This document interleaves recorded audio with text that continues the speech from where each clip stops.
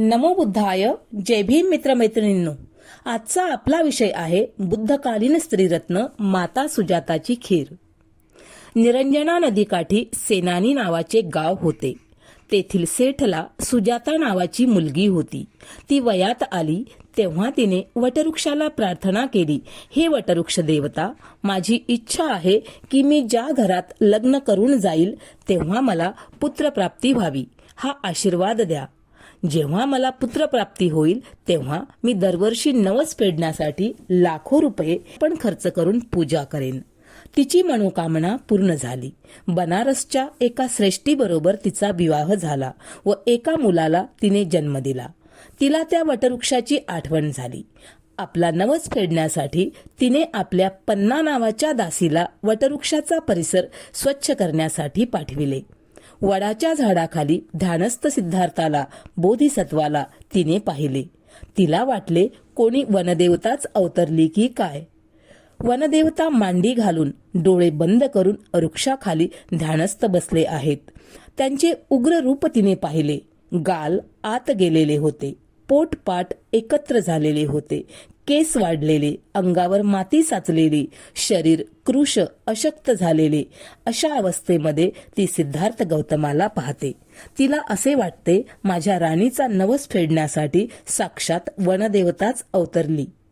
ती आनंदित होते व आनंदाच्या भरात राणीकडे जाते व राणी सुजाताला सांगते, राणी चला, तुमचा नवस फेडण्यासाठी साक्षात वनदेवता अवतरले आहेत. सुजाता सोन्याच्या पात्रात खीर, पाणी व सुगंधित फुले घेऊन भगवंताकडे ध्यानस्थ सिद्धार्थ गौतमाकडे जाते. ती खूप आदराने गुडघ्यावर बसून भगवंतांना वंदन करते. खीर, पाणी व सुगंधित फुले अर्पण करते व त्यांना ग्रहण करण्याची विनंती करते व म्हणते, हे वृक्ष देवता, मी धन्य झाले. माझा नवस फेडण्यासाठी साक्षात तुम्ही आलात. ती खूप आनंदाने आदराने म्हणते, माझ्या नवसाचा स्वीकार करा. ती खिरीचे पात्र त्यांच्या पुढे ठेवते. सिद्धार्थ गौतम स्मित हास्य करून म्हणतात, हे देवी, मी देवता नाही, तुमच्यासारखाच एक मानव आहे. माझ्या आईचे नाव महामाया. जिने माझा सांभाळ केला ती प्रजापती. माझ्या वडिलांचे नाव शुद्धोधन आणि मी त्यांचा मुलगा सिद्धार्थ गौतम. मी सत्याचा शोध घेण्यासाठी गृहत्याग केला आहे आणि त्या सत्याच्या शोधासाठी तुझी खीर मला कारणीभूत ठरो. त्या सत्याच्या शोधासाठी मला तुझ्या खिरीचे सहकार्य लाभो. ते पात्र घेऊन सिद्धार्थ गौतम सुप्पतिठ्ठ नावाच्या प्रवाहात उतरतात व स्वतःचे शरीर शुद्ध करतात. पुन्हा ते पात्र जवळ घेतात व एक एक घास सेवन करतात. प्रत्येक घासाबरोबर सिद्धार्थाचे शरीर शक्तिवर्धक व बलवान होत होते. असे 49 घास त्यांनी खिरीचे सेवन केले आणि मग निरंजना नदीच्या प्रवाहात ते पात्र सोडून देतात व ज्ञानप्राप्तीचा संकल्प करतात. अखिल मानवाच्या दुःखमुक्तीचा मार्ग शोधायला निघालेल्या सिद्धार्थ गौतमाला 6 वर्ष खडतर तपश्चर्या करून ज्ञानप्राप्ती झाली नव्हती. क्लेशदायी तपश्चर्येचा मार्ग निरर्थक असल्याची जाणीव त्यांना झाली.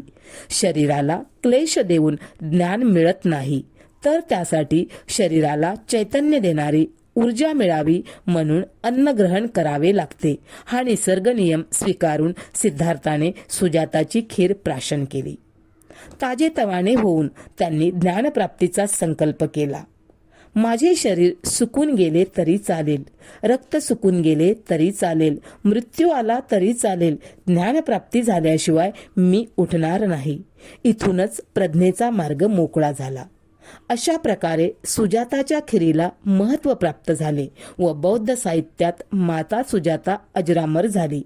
ज्या वटवृक्षाच्या खाली सुजाताने खीर अर्पण केली तिच्या स्मृतीप्रित्यर्थ सम्राट अशोकाने येथे स्तूप बांधला आहे.